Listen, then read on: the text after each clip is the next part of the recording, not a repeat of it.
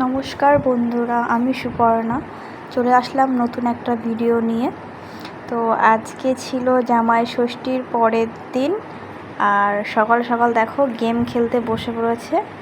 আর সব সময়তে গেমই খেলে, ঠিক আছে, সব সময়ের জন্য গেম, মানে 2 মিনিট যদি বসতে পারে তখনও গেম। আর এদিকে আমি দেখছিলাম শুয়ে শুয়ে রান্নাবান্না হয়ে গেছে অবশ্য, যেরকম আগের দিন আমাদের ভেজ হয়েছিল, তো আজকে অবশ্য ননভেজই হয়েছে।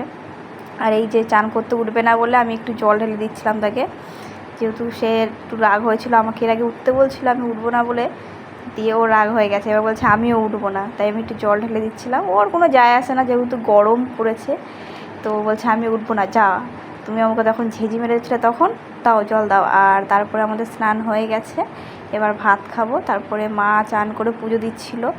আর হ্যাঁ, আমরা কিন্তু সবসময় আমার মা হরিচাঁদ গুরুচাঁদ ঠাকুরকেই পুজো দেয়, মানে ছোটো থেকে দেখে এসেছি আমাদের এই ঠাকুরেই। মথুয়া দলে, মথুয়া কি বলে, মথুয়া ঠাকুর আর কি, হরিচাঁদ গুরুচাঁদ। আর মা এখানে পুজো দিচ্ছিল। আমার মা কিন্তু ছোটো থেকে দেখে আসছি, যত যাই বিপদ আপদ যাই হয়েছে না কেন, আমার মা সবসময় এই ঠাকুরেরই মানে পুজো আচরা সব করে গেছে। অবশ্য আমরাও ছোটো থেকে দেখে এসেছি, তো আলাদাই একটা মানে ভক্তি আছে এই ভগবানজির উপরে। তো দেখো ছোট ছোট দুটো মূর্তিও ছিল আমাদের, এটা পাথরের মূর্তি। তো খুব ভালো, মানে ভালো লাগে বেশ, এমনি ফটোও আছে। আর এই মূর্তিগুলো অবশ্যই মেলাতে পাওয়া যায়, ঠাকুরনগর মেলায়। তো মা নিয়ে এসে 2 বছর হয়ে গেল। তো মা এখানে পুজো দিচ্ছিলো, আর আমার স্নান করে ভীষণ খিদে পেয়ে গেছিলো, কেননা চান করার পরে কিন্তু আমার ভীষণ খিদে পেয়ে যায়। তো আমি মাকে তাড়াতাড়ি বলছিলাম যে তাড়াতাড়ি করো, আমার খিদে পেয়ে গেছে। এবার আমার মা বাজাবে ঘন্টা, তো কাসর বলে এটাকে। কাসরকে কারা কারা বাজাও অবশ্যই বলবে, আর সবাই অবশ্য বাজায় কাসর, আর আমি কিন্তু ভালো বাজাতে পারি মোটামুটি, আর ভালোও লাগে। এই যে তারপরে হচ্ছে ইনি শুয়েছিল তখনও, কারণ হচ্ছে খেতে দিতে দেরি হচ্ছিল বলে আবার সেই ফোন দেখা শুরু হয়ে গেছে। মেয়েরা কোথাও যাওয়ার আগে লেট করে, এখন দেখছি এই যে ছেলেপেলেগুলো লেট করে। ওইটা হচ্ছে ইয়াং শ্বশুর, আর এটা হচ্ছে বুড্ডা জামাই।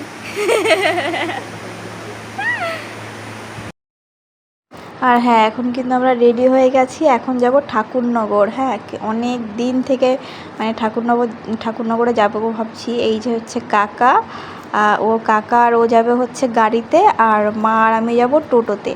আমি কিন্তু অনেক দিন থেকে ঠাকুরনগর যাবো ভাবছি। আমি কিন্তু জীবনে একবারই মাত্র ঠাকুরনগর গেছি, তো 2-3 বছর হয়ে গেছে। প্রতি বছরই ভাবি যাব, ঠাকুরনগর মেলাটা দেখার আমার খুব ইচ্ছা আছে, কিন্তু দেখতে পাই না, কারণ কাজের জন্য আর আসা হয় না। বেশিরভাগ শনিবার রবিবার পড়ে যায়, আর আমাদের যেহেতু শনি রবিবারটা ছুটি থাকে না, তাই জন্য দেখাও হয় না। কোনোবারই আমি ঠাকুরনগরের মেলা দেখিনি, তো তার জন্য মাকে বলছিলাম চলো এবার কিন্তু আমি ঠাকুরনগরে যাব। কারণ হচ্ছে আমি এত বছরে একবারই গেছি, আর ছোটো থেকে দেখে এসেছি। মানে আমার জ্যাঠা, তারপরে হচ্ছে দাদা, মানে সবাই ওই ঠাকুরনগরের মেলার সময় আসতো এখানে। তখন অবশ্য এখানে আমাদের বাড়ি ছিল না। তো এখন মা সত্যি মানে ঠাকুরের কাছে চলেছে, বলে না ভক্তি থাকলে যেটা হয়। মা এত মানে পুজো আচরা করে, এত ভক্তি করতে ঠাকুর মাকে পুরো কাছেই নিয়ে এসে ঠাকুরনগরের কাছাকাছি। তারপরে হচ্ছে আমরা দেখো দর্শন করতে যাচ্ছি, আর আমি উঠছিলাম। তো ও কিছুই জানে না এই ঠাকুরের ব্যাপারে যেহেতু, তো আমি সব কিছু ওকে বলছিলাম যে এইটা হয়। তো ছোটো থেকে যেই ঠাকুরের মানে জিনিসগুলো দেখে গেছি, আগে যেরকম ক্যাসেট পাওয়া যেত ভিডিও, সেইগুলো ছোটোবেলায় দেখতাম, এই ঠাকুরের যে সৃষ্টি সেই সব জিনিসগুলো। তো ওকে আমি বলছিলাম। আর এইখানে হচ্ছে আমরা দক্ষিণা দেবো, তাই পয়সা চাইছিলাম, খুচরো পয়সা। আর এখনকার দিনে সত্যি বলতে খুচরোর খুব অভাব, মানে খুচরো কেউ নিতে চায় না, অথচ আবার অনেক সময় খুচরো পাওয়াও যায় না। আর বিশেষ করে অনলাইনে এসে তো আরও মানুষের ক্যাশ পয়সার খুবই অসুবিধা। তো এখানে আমি বাতাসাও নিয়ে গেছিলাম একটু। আর হ্যাঁ, আজকে সেদিন কিন্তু একটা জিনিস হয়েছিল, আমার মায়ের কিন্তু ফোন হারিয়ে গেছিলো, কিন্তু পেয়ে গেছিলো ফোনটা। ঠাকুর মানে সত্যি আছে বলতে হবে। তো এখানে ওর টাকা দিয়ে দিয়েছিলো, খুচরো পয়সা বহুত খুঁজে খুঁজে পেয়েছে। তো এইখানে তখন একটু সন্ধ্যার আগে ছিল যেহেতু, তো তখন হচ্ছে আরতি শুরু হয়নি, তাও আমরা বাতাসা দক্ষিণা দিয়ে ওখানে প্রণাম করে দিয়ে একটু ঘুরবো বলে, তাই মাকে বললাম চলো এখানে দিয়ে দিই, তারপরে একটু ঘুরে ঘুরে দেখাবো ওদেরকে। দিয়ে দেখো অনেক লোকই ছিল। আর এখন যেহেতু গরমের দিন তো ভালো, এই মাঠটা যে পাশে আছে সবাই বসেছিল, সবাই একটু হাওয়া খাচ্ছিল পুকুরের কাছে। আর আমি যখন আগের বারে গেছিলাম তখন কিন্তু এত লোক ছিল না, এই টাইমটাতেই গেছিলাম সন্ধ্যের টাইমটা, তাও অনেক কম লোক ছিল।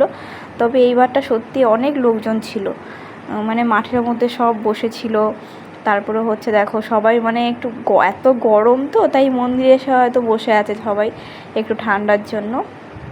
আর আমরাও একটু ঠাকুরের কাছে চেয়ে নিলাম, যেটা চাওয়ার একটু মানত করে নিলাম।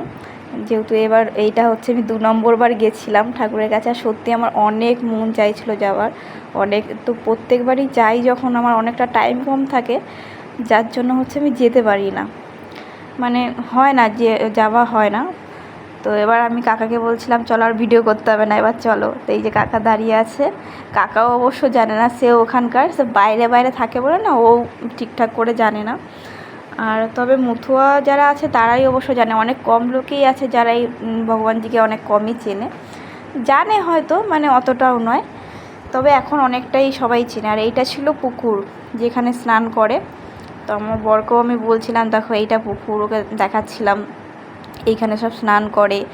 তো আমরা বললাম চলো, কাকা বলছিল, হ্যাঁ কাকা বলছিল চ আমি স্নান করে আসবো, আগে গেলে তো আমি গামছা নিয়ে আসতাম। আমি বললাম তো কী হয়েছে, করে নাও। দিয়ে মা আর কাকা গিয়ে প্রথমে একটু গঙ্গা বলছি কেন, সরি, পুকুরের জলটা নিচ্ছিল, একটু হাত মুখে ছিটাচ্ছিল, গায়ে ছিটাচ্ছিল। আর পুকুরটা সত্যি মানে যখন আমি দেখেছি, আমি তো সামনাসামনি কখনো যাইনি, যখন মেলা হয় তখন কিন্তু খুব কাদা কাদা জল হয়ে যায়। অবশ্য আমি ভিডিও তো দেখেছি, এখন সামনাসামনি এখনও দেখিনি। মাও বলছিল যে পুরো মানে সব মাথা দেখা যায় মানুষের, জল আর দেখা যায় না। আর এই দেখো এটা এইখানে হয়তো ডাঙ্কার দল সব ওঠে। আর এই ছিল মন্দির। মন্দিরটা সত্যি মানে আমি ছোটো থেকে এত যাওয়ার ইচ্ছে ছিল, কিন্তু ছোটোবেলায় ভাবতাম অনেক দূর, ঠিক আছে, অবশ্য আমাদের দিকটা দূরে ছিল কালনা থেকে। তো তারপর আমরা দুজনা নেমে গেছি, দুজনা গিয়ে ওকেও আমি বলছিলাম এই হয় এটা। তো তারপরে দুজনে একটু জল ছিটে দিয়ে দিলাম। এবার ভালোই লাগছিল সত্যি, মানে একটু ঠান্ডা ঠান্ডা ছিল, ওদিকটা হাওয়া বাতাস ছিল, মানে এতটা গরম ছিল। তো এই ভিডিওটা কিন্তু আমার দুদিনকার আগের ভিডিও, যেহেতু আমি দুদিন ব্লগ মানে ভিডিওটা এডিট করতে পারিনি বলে দিতে পারিনি। তো এই যে সবাই দেখো বসেছিল, সবাই পুকুরের কাছটা দিয়ে সিঁড়ি ওইখানে বসেছিল সবাই, ভালোই লাগছিল বেশ দেখতে। আর তারপরে হচ্ছে ইনিও যাচ্ছিলেন, দেখছিলেন সব। আর সবাই তো আশেপাশে বসে আছে, এই দেখো কত ফুল। আর হ্যাঁ, এই ফুলগুলো কিন্তু সত্যি মানে পুজোর যত ফুল আছে আমার মনে হয় এই ফুলগুলোই বেশি আমরা ছোটোবেলায় তুলে পুজো দিতাম, কিংবা সব জায়গায় দেখা যায়। তারপরে হচ্ছে মা আরে জল কিনতে চলে গেল, আর আমরা একটু চাও নিয়ে এসেছিলাম। চাটা ভালো না, আমি জিজ্ঞেস করছিলাম চাটা কেমন গো, সেই চা, ও তো চা ছাড়া পাগল হয়ে যায়। আরে লেবু লেবু চা খেতে ইচ্ছে করছে। আর আমার মা হচ্ছে ভীষণ বদ, খালি তেরা তেরা কথা বলে দেয় লোককে। হ্যাঁ, লোকের ফ্রিজ নাই তো ঠান্ডা জল কি করে দেবে তোমাকে, এটা সে বাড়ির মতো ভাবে রে। কি সুন্দর লাগছে, কিন্তু অনেক গরম। জল খাবে, হ্যাঁ জল খাবে পরে বুঝতে পারবে। হ্যাঁ, ফ্রিজে সবজি আমি যেটা খাবার জন্য না, এইটুকু খাবো আর পুরো মুখ হাতে ধোবো। আর এইখানে কাকাকে মা বলছিল সব গাঁজা ফাজা খায়, এইখানে বলে কই দেখি তো আমিও গিয়ে খাবো, এরকম আর কি মজা করছিল। অবশ্য আমরা জানি না সত্যি ওইটা কিনা, তবে এখানে ঠাকুর ছিল। আর এইটা ছিল কার বাড়ি আমি না ঠিক ভুলে গেছি, তবে হরিচাঁদ ঠাকুরেরই ছেলে কি বা নাতি কারও হবে হয়তো, আমি নামটা ভুলে গেছি। তো ওনাদের দুজনকে আমি বেশি ভালো মতো মনে রেখেছি, ভালো মতো চিনি। আর ওনার ছেলে, তারপরে এখন যারা আছে তাদের নামটা অত আমি জানি না। তো এইটা ওনারই বাড়ি ছিল হয়তো, বাড়ি মানে থাকে আর কি। আর এইটা ছিল গোপাল ঠাকুর না কি একটা বেশ ছিল। তো হ্যাঁ, এই টাইমটাইতে কিন্তু আমার মায়ের ফোনটা না থেকে গেছিলো, লাস্টে যে ভগবান যে আছে গুরুচাঁদ না কি, আর এই যে এইখানে হচ্ছে মালা, কাকা বলছিল মালা নেবো, দিয়ে সাধু হয়ে যাবো। হ্যাঁ ভালোই লাগছে তোমাকে, নিয়ে নাও নিয়ে নাও। হ্যাঁ, বিয়ে করো না, বিয়ে করতে হবে তো। আর এই যে এইখানটা আমার মা প্রণাম করতে গিয়ে না ফোনটা রেখে এসেছিলো।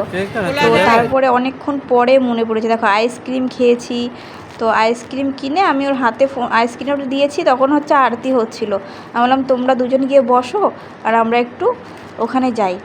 তো এই যে সবাই বসেছিল, আর তখনই না মায়ের ফোন করার কথা মনে পড়েছে বাবাকে, তো তখনই দেখছে ব্যাগে ফোন নেই। তো ঠাকুর করে আমরা গিয়ে ঘুরতে ওখানে গিয়েছি, দেখি না ফোনটা পড়েছিল ওখানে।